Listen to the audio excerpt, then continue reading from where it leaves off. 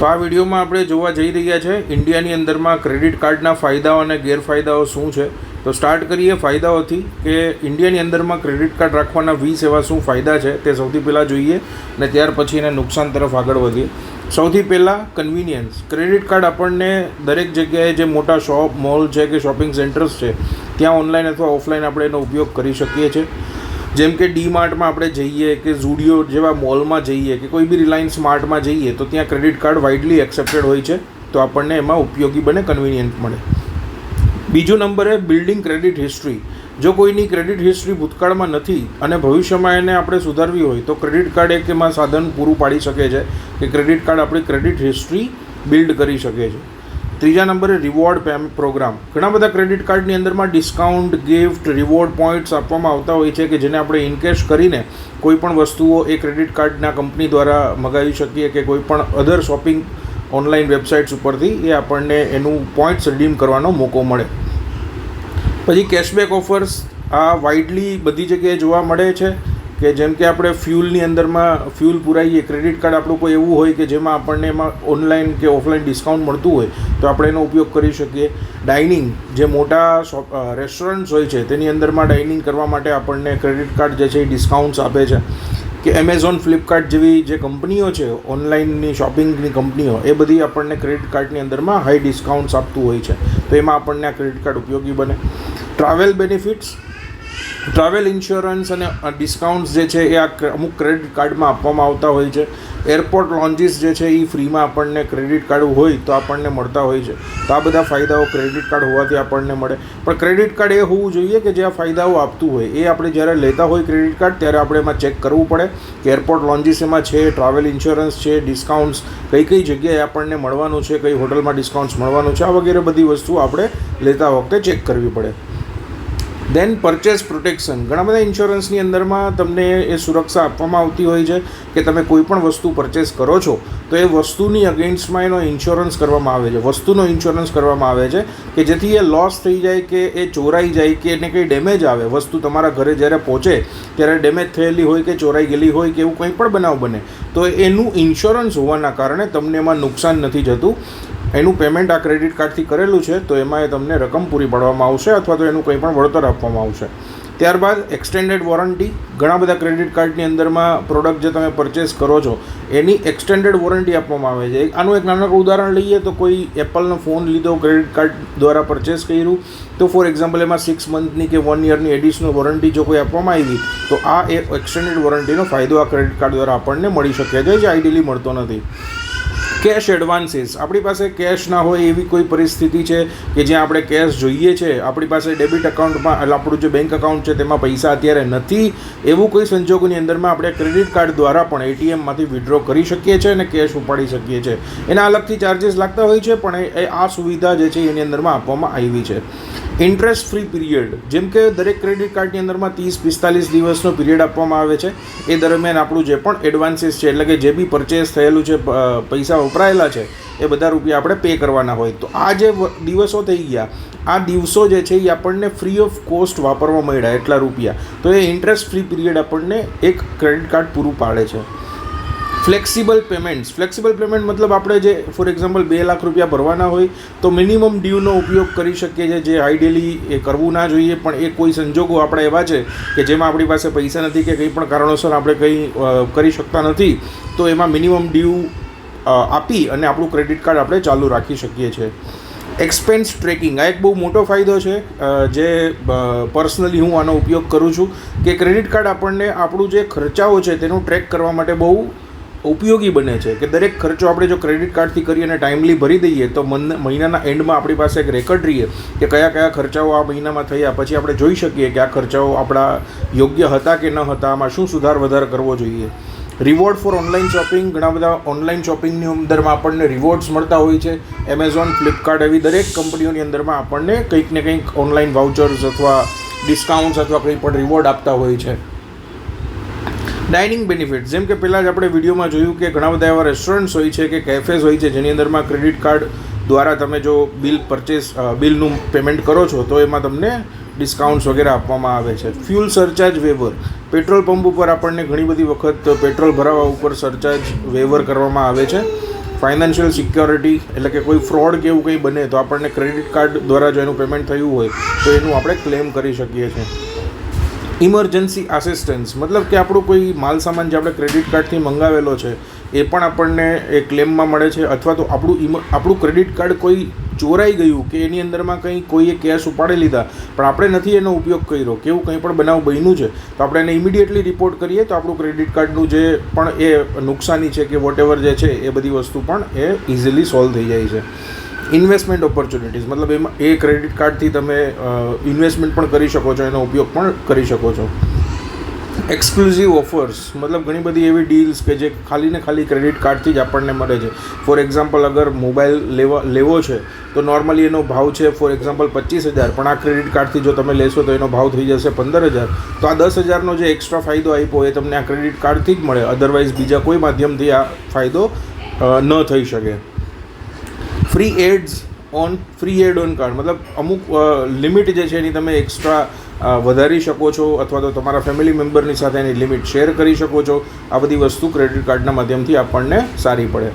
Credit building for new users, નવા જે youngsters છે કે નવા મિલેનિયલ્સ કાર્ડનો જે ઉપયોગ કરી રહ્યા છે તેને પોતાની ક્રેડિટ હિસ્ટ્રી બનાવવા માટે અને આગળ વધારવા માટે ક્રેડિટ કાર્ડ જે છે એ સારું માધ્યમ થઈ શકે છે. હવે મિત્રો, આ બધી વસ્તુ બહુ ધ્યાનપૂર્વક આપણે વાપરવી જોઈએ. ક્રેડિટ કાર્ડ એ સારું છે ખરાબ છે એ ડિબેટની અંદરમાં આપણે નહીં જઈએ. આ જે વિડીયોઝ બધા આવશે એ પ્યોર લર્નિંગ બેઝના વિડીયો છે અને માત્ર સારું અને ખરાબ શું છે એ મુદ્દાઓ અહીંયા હું તમને જણાવવામાં આવશે. એનો ઉપયોગ કઈ રીતે કરવો એ તમારી બુદ્ધિપૂર્વક તમારા માધ્યમથી તમારે વાપરવાનું છે. તો હવે જોઈ લઈએ આપણે કે ક્રેડિટ કાર્ડ ઉપયોગ કરવા માટેના ગેરફાયદાઓ શું છે. આ બધા આપણે ફાયદાઓ જોયા કે જેથી કરીને આપણને ક્રેડિટ કાર્ડનો ઉપયોગ સારી રીતે થઈ શકે. હવે આપણે જોઈએ કે ક્રેડિટ કાર્ડ ઇન્ડિયાની અંદરમાં જ્યારે આપણે વાપરી રહ્યા છે તો એના નુકસાન શું છે. Okay, so negatives of buying credit card. તો ક્રેડિટ કાર્ડ આપણે જ્યારે વાપરીએ છીએ ત્યારે ઘણી બધી સાવચેતી આપણે રાખવાની હોય છે. એમાંનું સૌથી પહેલું આપણે 1 by 1 જોતા જઈએ. High interest rate. અગર જો આપણે ક્રેડિટ કાર્ડની બેલેન્સ પૂરેપૂરી ભરતા નથી અને મિનિમમ ડ્યુ ભરીને આપણું કાર્ડ ચલાવતા રાખીએ છીએ તો આપણે એક પર્સનલ લોન કરતાં પણ વધારે ઇન્ટરેસ્ટ આપીને આ ક્રેડિટ કાર્ડનું પેમેન્ટ કરીએ છીએ. તો આ કોઈ દિવસ નહીં કરવાનું. હાઈ ઇન્ટરેસ્ટ રેટ ક્રેડિટ કાર્ડમાં હોય જેથી કરીને આપણની જે બિલ છે, બેલેન્સ છે એ કોઈ દિવસ પૂરું જ ના થાય જો મિનિમમ ડ્યુ ભરીને તમે કાર્ડને ચલાવ્યા કરો તો સૌથી પહેલું કામ એ કરવાનું, ક્રેડિટ કાર્ડ લીધું, કંઈ બી પરચેસ કર્યું, એનું જે બેલેન્સ થયું, મહિનાની સાયકલ તમારી જેવી પૂરી થઈ એટલે એ બેલેન્સને ઝીરો કરી દો, બધું ભરી દો, જેથી કરીને નેક્સ્ટ મંથ તમારો ફ્રેશ એક નવા પરચેસથી ચાલુ થાય. આ જ રીતે જો ક્રેડિટ કાર્ડનો ઉપયોગ તમે કરો તો સારી રીતે વાપરી શકો, અધરવાઇઝ આ ટ્રેપની અંદરમાં તમે ફસાઈ જાઓ. Second number, debt accumulation. એ જ જે અત્યારે આપણે પહેલા પોઈન્ટમાં જોયું કે જો તમે ક્રેડિટ કાર્ડનું બિલ પૂરેપૂરું નથી ભરતા તો તમે એક બોજાની અંદરમાં, ડેટની અંદરમાં આગળ ને આગળ વધતા જશો જેનો કોઈ અંત નહીં આવે. એક અંતહીન યાત્રા થઈ જશે. ફીઝ અને ચાર્જીસ. આ તમે જે મિનિમમ ડ્યુ ભરો તો એમાં ઘણા બધા ચાર્જીસ એડ થઈ જાય. એના સિવાયના પણ ક્રેડિટ કાર્ડ વાપરવાના ઘણા બધા ક્રેડિટ કાર્ડની અંદરમાં annual fees, late payment fees, foreign transaction fees, આવા બધા ચાર્જીસ આપવામાં આવતા હોય. વાર્ષિક ફ્રી ક્રેડિટ કાર્ડ હોય એ લેવું જોઈએ. લેટ પેમેન્ટ તો કોઈ બી કાર્ડમાં તમે લેટ પેમેન્ટ કરશો તો એનો ચાર્જ લાગવાનો જ છે અને ફોરેનનું ટ્રાન્ઝેક્શન જો કરો છો તો એડિશનલ કાર્ડ વાપરવું પડે. સો ફોર એક્ઝામ્પલ, માનો કોઈ એપ્લિકેશન છે કે કોઈ વેબસાઇટ છે કે જેમાં કંઈ પરચેસ કરવાનું છે, એ પરચેસ કરવા માટે આપણે ક્રેડિટ કાર્ડનો ઉપયોગ કરીએ છીએ તો આ ફોરેનની જો વેબસાઇટ છે તો આપણને આ વસ્તુ પરચેસ કરવાના ફોર એક્ઝામ્પલ 1,000 રૂપિયા હશે તો એડિશનલ ફોર એક્ઝામ્પલ 200 રૂપિયા ફોરેન ફીઝના લાગશે તો 1,200 રૂપિયામાં એ વસ્તુ આપણને મળશે. આ જે છે એ ફોરેન ટ્રાન્ઝેક્શન ફીઝ છે. એટલા માટે આ બધી જ વસ્તુઓ દરેક ક્રેડિટ કાર્ડની અંદરમાં તમને જોવા મળશે. Impact on credit score. જો મિસમેનેજમેન્ટ ક્રેડિટ કાર્ડનું થઈ રહ્યું છે તો તમારા ક્રેડિટ સ્કોરની અંદરમાં એ તમને ઇમ્પેક્ટ કરશે, નેગેટિવ ઇમ્પેક્ટ આપશે. તમારો ક્રેડિટ સ્કોર જે છે એ ખરાબ થતો જશે. એટલે કે બહુ ધ્યાનપૂર્વક આ ક્રેડિટ કાર્ડને વાપરવાનું અને ના સમજ પડે તો કોઈને પૂછીને વાપરવાનું. Fraud risk. ઘણા બધા એવા ક્રેડિટ કાર્ડના ફ્રોડ રોજબરોજ થતા હોય છે કે ક્રેડિટ કાર્ડ ઇસ્યુ કર્યું પણ એને બીજા વ્યક્તિએ વાપરી લીધું અને પછી ભાઈના ઘરે ક્રેડિટ કાર્ડ આવ્યું તો હવે એ ભાઈને ખબર જ નથી કે આ કાર્ડ કોને વાપર્યું. તો આ બધા સંજોગોની અંદરમાં આ બધા કિસ્સાની અંદરમાં ફ્રોડના રિસ્ક છે. એટલા માટે બહુ જ ધ્યાનપૂર્વક એને વાપરવાનું અને બહુ ધ્યાનપૂર્વક એને મગાવવાનું. કોઈ સારા વ્યક્તિ પાસેથી જ મગાવવાનું અથવા તો બેંક પાસેથી જ ક્રેડિટ કાર્ડ લેવાનું, જેથી કરીને ફ્રોડના કોઈ ચાન્સીસ મિનિમલ થઈ જાય. Hidden cost. ઘણી બધી ક્રેડિટ કાર્ડની અંદરમાં હિડન કોસ્ટ હોય છે, ચાર્જિસ હોય છે, જે પહેલાં તમને કહેવામાં આવતું નથી અથવા તો તમે પૂછતા નથી, જેના કારણે તમને ખબર નથી પડતી. તો એ બધા ચાર્જિસથી પણ વાકેફ થવું જરૂરી છે. એ ચાર્જિસ ના ખબર હોય તો આપણે પૂછી લેવા જોઈએ. Temptation to overspend. Credit card હોવાથી આપણને દરેક વ્યક્તિને એવું લાગે છે કે હવે હું દુનિયાનો રાજા થઈ ગયો છું, કારણ કે મારા ક્રેડિટ કાર્ડની લિમિટ જે છે એ 2 લાખ રૂપિયાની છે. મહિનાનું 2 લાખ રૂપિયા હું આનાથી પરચેસ કરી શકું છું. પણ જો ભરવાની કેપેસિટી ના હોય તો આ 2 લાખ રૂપિયા સ્પેન્ડ ના કરવા જોઈએ, જેથી કરીને આપણે એક ટ્રેપની અંદરમાં ના ફસાય. આપણે પહેલાં જ જેમ જોયું કે ડેટ ટ્રેટ એક ઊભો કરી નાખે જો ક્રેડિટ કાર્ડ આપણને બરોબર રીતે ઉપયોગમાં ના આવે તો. Complex terms and conditions. ઘણી બધી ટર્મ્સ એન્ડ કન્ડિશન્સ એની અંદરમાં એવી હોય કે કોમ્પ્લેક્સ હોય, સમજવી આપણને અઘરી પડે છે. એ દરેક જગ્યાએ રહેવાનું છે.